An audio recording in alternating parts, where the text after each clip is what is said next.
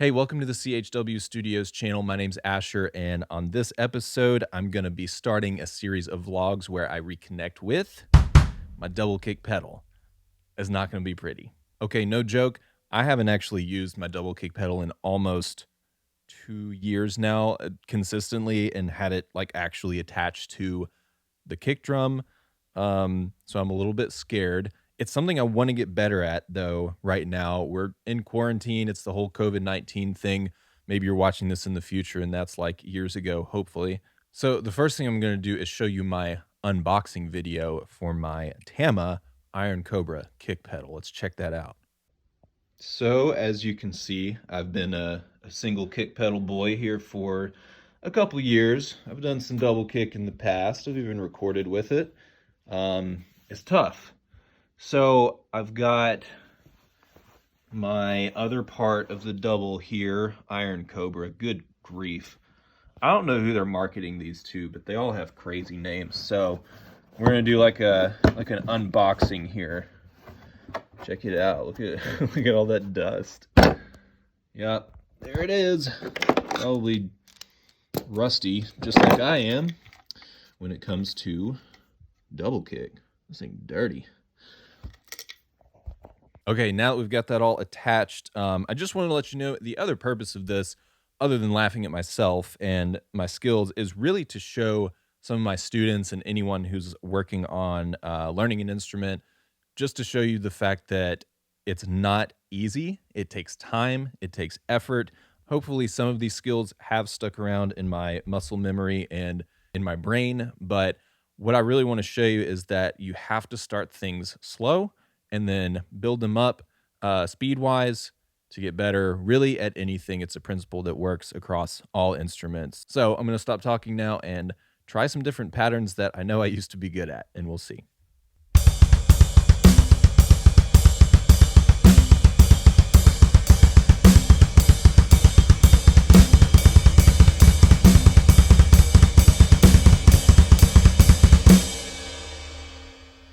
It's pretty clear that my left leg and foot and everything just doesn't want to move the way that it used to, and certainly not the way that my right leg is moving, which is way more comfortable.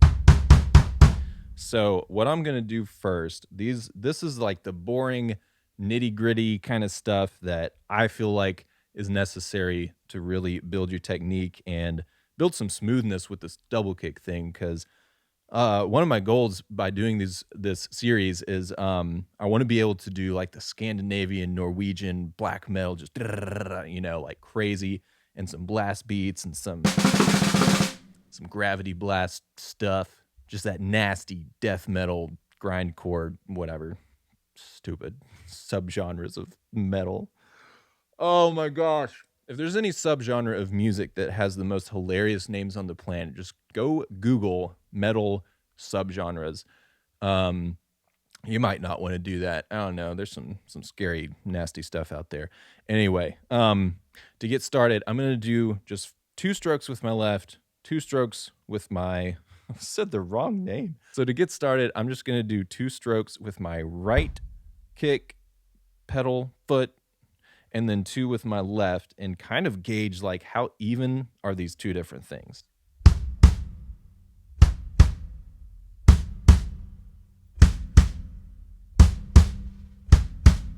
So right off the bat, I can tell my muscles in my left leg are not non-existent, but they're definitely not up to par with how my right foot is going. So let's try some back and forth, like a single stroke roll kind of rudiment.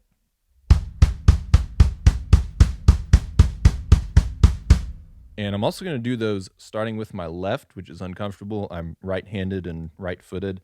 So I'm going to start left hand. So I'm going to start left foot and just see how that feels.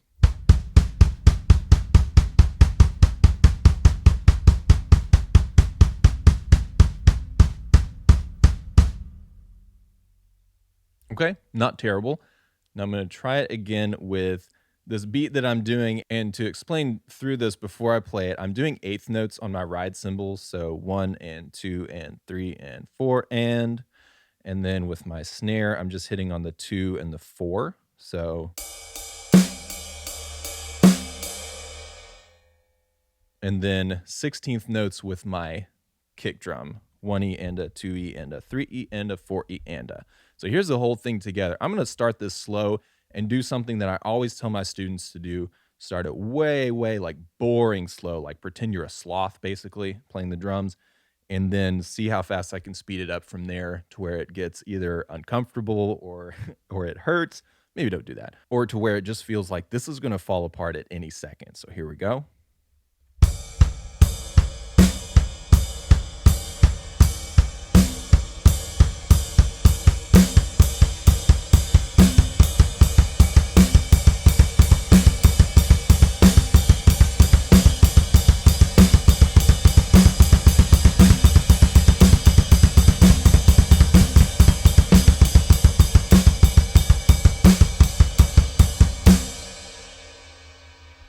So obviously, as I was increasing speed there toward the end, it was like this is about to fall apart, and my left foot, my left stroke was just not really syncing up, not locking in with what everything else was doing.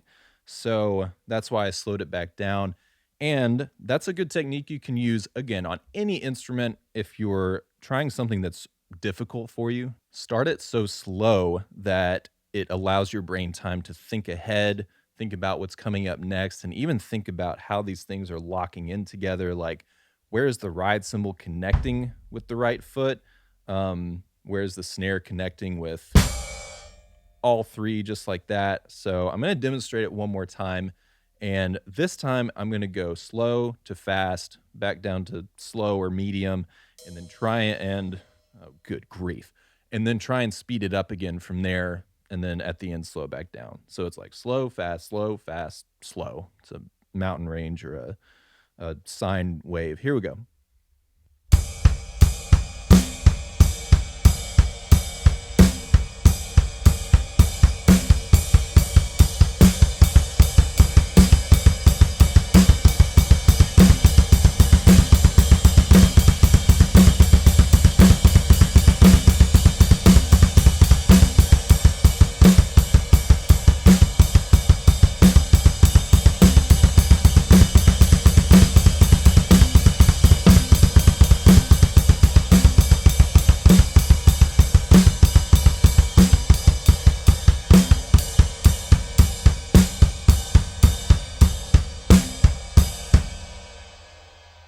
Okay, so feelings update. I don't feel great about it because I used to be able to do that way, way better.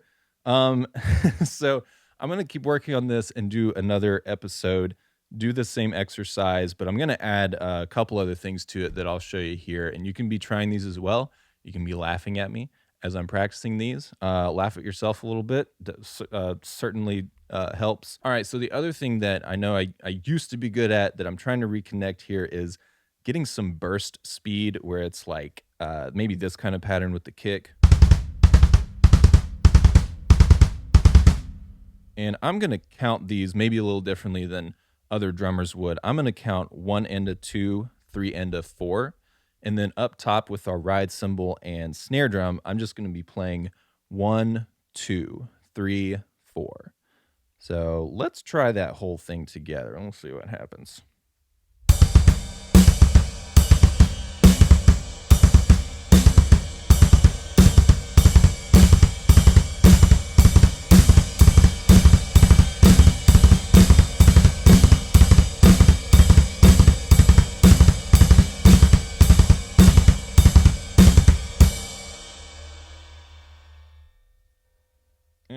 It's not terrible. But the thing that I really want to be able to do that I don't think I really ever could back when I was practicing double kick consistently is to have some bursts like that, but then maybe toward the end of the phrase, do a more consistent like 1 and a 2 and a 3 and a 4 and a kind of thing. So that would sound something like this. I'm going to do it really, really slow so I can actually hopefully play it well. So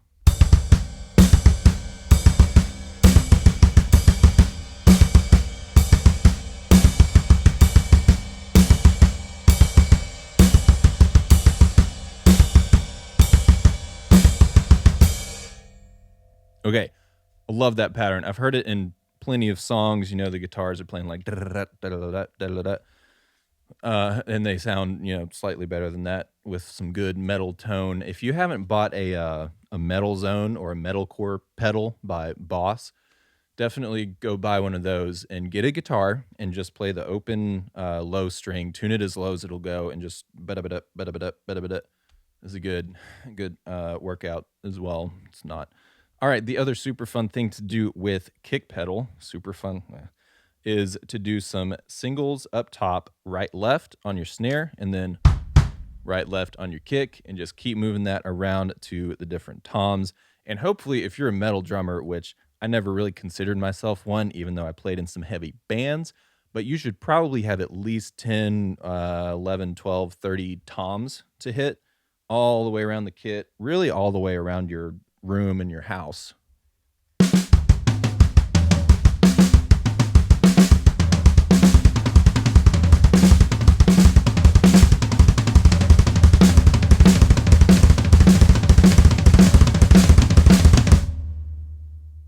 That's pretty cool. I like that one because it's all linear and you really just have to worry about like one note at a time, nothing's hitting at the same time. If you if you ever listen to any music in the early 2000s, you probably heard this fill. You got to hit that bell a little better and harder. So, okay, for today, I feel substantially winded and my left leg is so out of shape. So I'm going to stop there with the vlog. I'm going to keep practicing this stuff. And I think next time I'll update you with some actual like beats per minute where I'm practicing these, and then we can see some progress as we go. Because that's another thing that I give to a lot of my students is here's the actual BPM to be practicing this thing you're working on. And let's increase it as we go and just see how fast we can get until we get to the actual speed of a song. So if you enjoyed this, please like it and subscribe to this channel. I'm going to be doing some more of this. I've got a ton of teaching videos. They're all, they probably seem crazy random because they're just based on things that I've been teaching my students. And I'm doing this because I teach piano and guitar and drums and bass and ukulele. So if you're looking for lessons as well, you can go to the link down low and sign up for online lessons. And I'll see you next time. And may your dreams come true with double kick pedal.